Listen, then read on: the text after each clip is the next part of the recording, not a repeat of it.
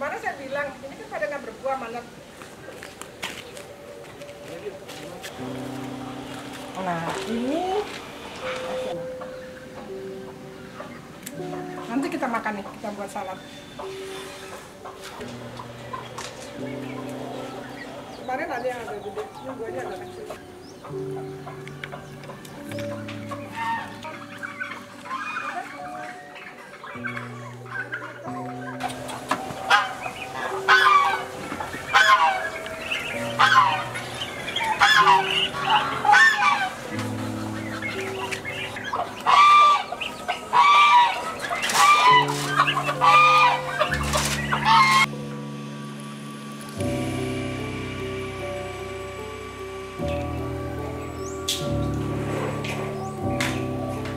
Mulai suka masak kapan, Mbak?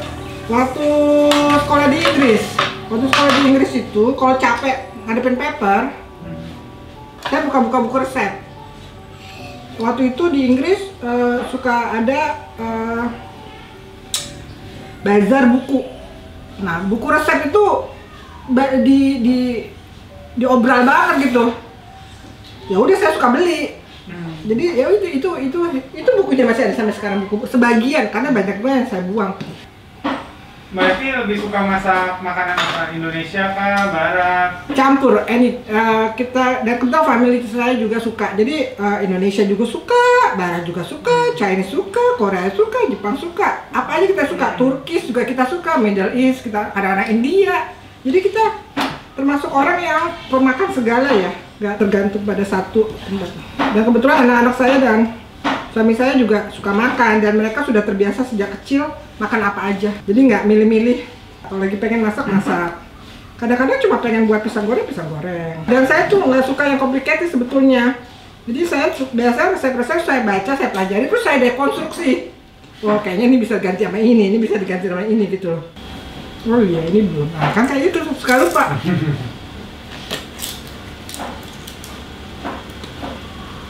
Ini pakai cinnamon. Yang saya suka buat dengan labu salah satu yang saya suka karena labu tuh juga bagus ya dari sisi kesehatan ya. Pumpkin pie, nah itu juga saya suka buat dulu karena ibu kos saya waktu di Amerika suka buat, jadi saya suka lihat. Terus saya buat sendiri versi saya. Jadi Mbak Evi itu ke Leeds belum menikah ya, Mbak? Belum. Saya lulus 92 Desember. Wisuda Februari 93. Ke Leeds itu Juli 93. Kalau ke NU bawahannya sama Zirli SD, SMP? SD, Hana SD kelas 3. Jadi Hana SD kelas 2. Jadi Hana tuh lulus SD sampai selesai. Sementara Zirli itu dari TK. Jadi dia sampai kelas 4 SD di sana. Jadi dia pulang ke Indonesia kelas 5. Kalau Hana pulang ke Indonesia langsung SMP. Terus di sana kan matematikanya gampang banget, Hana tuh juara. Tapi di sini, waduh, berat dia. Jadi ya di sana sih SD tuh kayak main-main aja ya. Di sini sih seru banget kayaknya. Alright, done.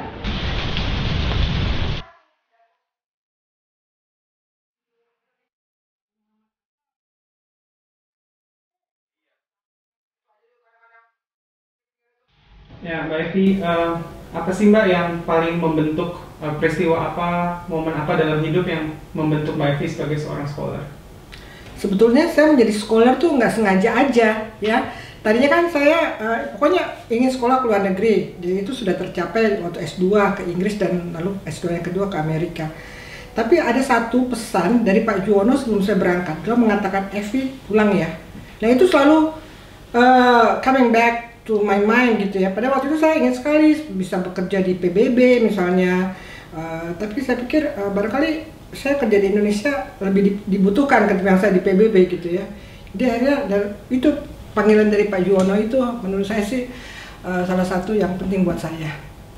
Yang kedua juga ada yang namanya dulu Mas Hero, Dr. Hero Kunchoroyakti. Itu juga yang selama ini selalu bimbing saya, dan kok kayaknya jadi sekolah enak ya seperti Mas Hero itu gitu ya. Jadi bisa mengungkapkan pendapat estetis gitu, nggak harus belenggu oleh aturan, tapi benar-benar karena kebebasan akademik asal kita bertanggung jawab secara akademik. Jadi saya pikir itu mungkin yang menginspirasi saya untuk jadi dosen. Kalau misalnya conference akademik atau itu gimana Mbak? Pendidikan selama di luar negeri, di ANU, itu turut membentuk juga nggak? Iya, itu turut membentuk karena saya bertemu dengan banyak orang dan banyak sekali. Saya ingat salah satu yang pernah saya lihat itu ketika waktu itu menjadi moderator adalah waktu saya menjadi mahasiswa ya, Profesor Dayatun Kuchoro-Yakti. Beliau menjadi moderator, kok keren banget ya moderator ya. Jadi kok kayak saya melihat, saya selalu teringat tuh cara beliau menjadi moderator waktu saat itu. Jadi saya pikir itu salah satu yang menginspirasi. Tapi dari berbagai seminar dan diskusi internasional yang pernah saya ikuti, memang saya ketemu dengan banyak scholars yang namanya sering kita baca di buku referensi kita gitu ya. Mereka bisa berargumentasi dengan lugas dan mereka sangat confidence ketika menyampaikan argumentasinya. Dan yang kedua, diskusi debat akademiknya itu enak gitu loh. Jadi mengalir karena mereka semuanya pakai data, mereka pakai argumen, terus mereka bisa hook ke data, ke teori-teori. Jadi saya pikir keren juga ya kalau kita bisa menguasai data tapi juga kita paham literatur sehingga kita bisa merefer ke teori mana yang sedang kita bicarakan. Karena apa yang kita diskusikan, apa yang kita riset itu sebetulnya sudah pernah diriset orang somehow gitu ya. Di mana, dalam konteks apa, dengan kasus apa.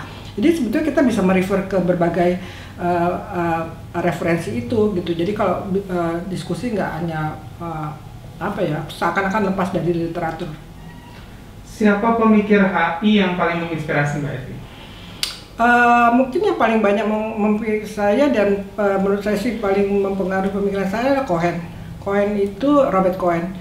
Kebetulan saya waktu di Ohio pernah bertemu dengan beliau sebagai pembicara di salah satu seminar waktu itu.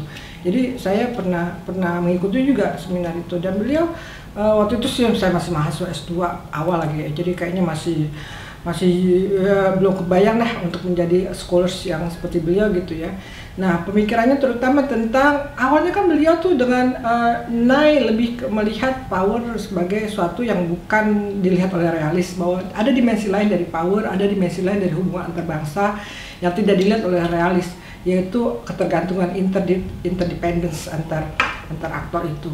Nah, kemudian beliau ternyata berkembang juga sampai interpretive understanding, ya kan? Jadi beliau tuh sebetulnya ujung-ujungnya juga sampai ke konstruktivis. Nah, saya lihat beliau tuh sebetulnya cukup lengkap sebagai scholars gitu ya, Cohen ini ya. Jadi dia juga memperhatikan aspek power, tapi fokus ke kerjasama dan melihat bagaimana pentingnya institusi dalam kerjasama, tapi juga memperhatikan pendekatan baru di HI yaitu interpretive understanding yang sebetulnya kemudian dikembangkan oleh banyak scholar di positivis. Yang menurut saya sih salah satu yang menginspirasi saya Robert Cohen. Perjalanan panjang sampai ke guru besar ini gimana ceritanya Mbak? Apa yang betul-betul membuat Mbak Evi termotivasi untuk sampai pada akhirnya ke sini? Sebetulnya saya tidak pernah dari awal tuh cita-cita jadi guru besar tuh enggak. Jadi waktu mau jadi dosen aja gitu ya. Ketika saya pulang dari Amerika itu baru kepikir, saya pulang dari S3 di Australia tahun 2010, 2011 lah ya. Itu baru saya pikir, jalur berikutnya yang harus saya tempuh adalah menuju titik sana, itu titik guru besar itu gitu. Tapi waktu itu tahun 2011 itu 10 tahun yang lalu, berarti masih jauh sekali sebetulnya waktu itu. Dan saya waktu itu juga baru lektor kok, jadi waktu itu baru mau naik ke lektor kepala gitu ya. Jadi belum kepikir sih untuk guru besarnya, cuma saya tahu one day I will be there gitu ya. Apalagi kemudian tahun 2014 itu ada teman baik saya, Profesor Melda, menjadi profesor dan saya hadir di pengukuhan beliau. Kok kayaknya keren ya jadi profesor, boleh juga nih gitu. Nah waktu itulah mulai serius berpikir, ya kayaknya saya harus menuju ke profesor gitu. Jadi terus terang sejak awal tuh nggak tahu jalurnya tuh menuju sana tuh nggak tahu. Jadi baru kemudian dengan ada beberapa peristiwa inilah baru kemudian sadarkan bahwa scholars itu ujung-ujung harus menjadi profesor. Selain itu ternyata dari berbagai rapat dan diskusi di Departemen HI, ternyata memang kita tuh butuh guru besar. Setelah Profesor Juwono, yang sekarang beliau menjadi emeritus, lalu Profesor Jainuddin Ja'far tahun 2010, waktu itu saya juga ketua panitia pengukuhan beliau, tapi beliau meninggal 2015, kita kan nggak punya profesor.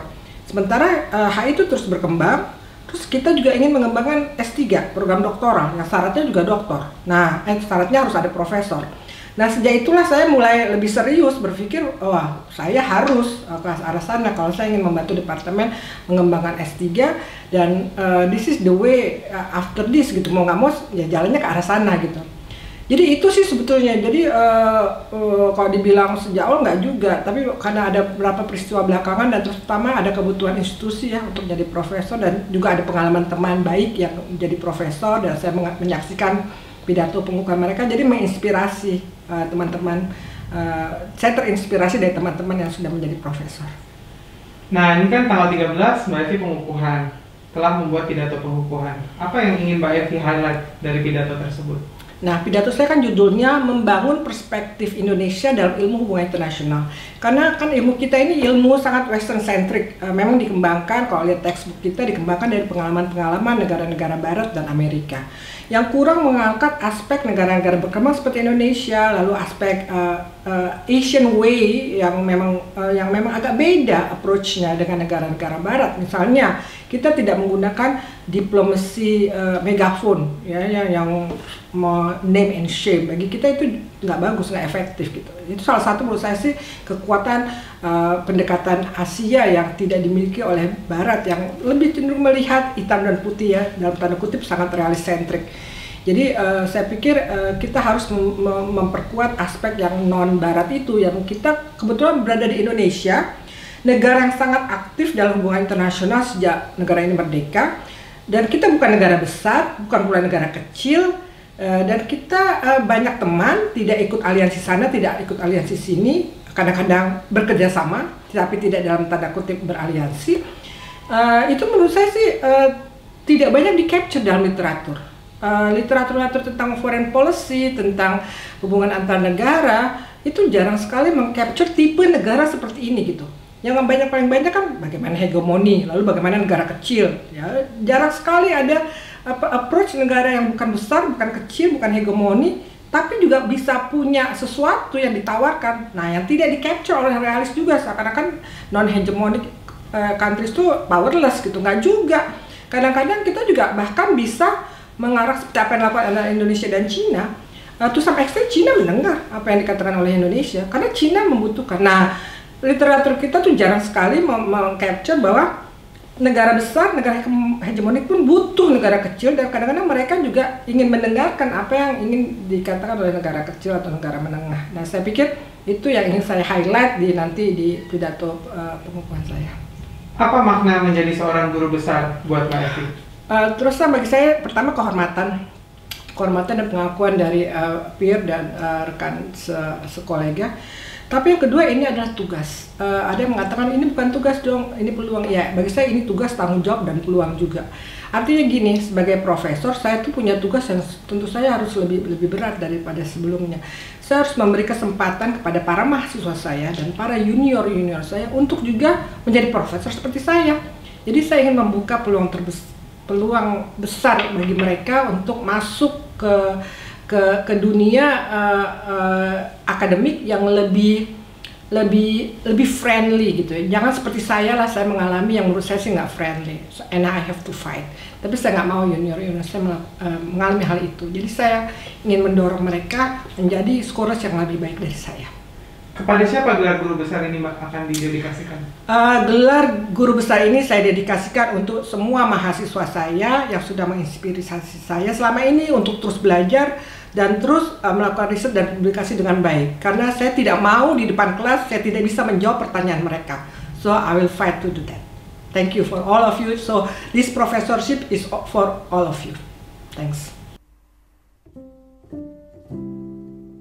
Jadi ini yang kita kurang. Nih Mbak Smita, Mas Budi Sambasi, Mbak Dandi, ini 85 temannya Arif yang suka ikut ngajar. Terus apa ya? Oh, ini seminar. Ya ini, oh yang tadi nih Mas Amris, Mas Buyung, ini pokoknya ketemu terus.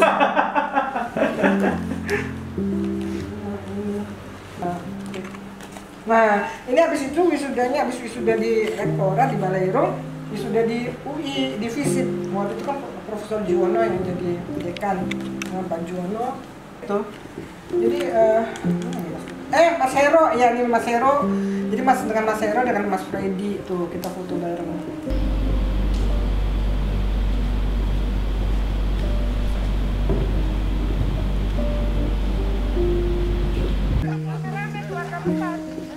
Nah, ya. untuk bisa mengikuti juga.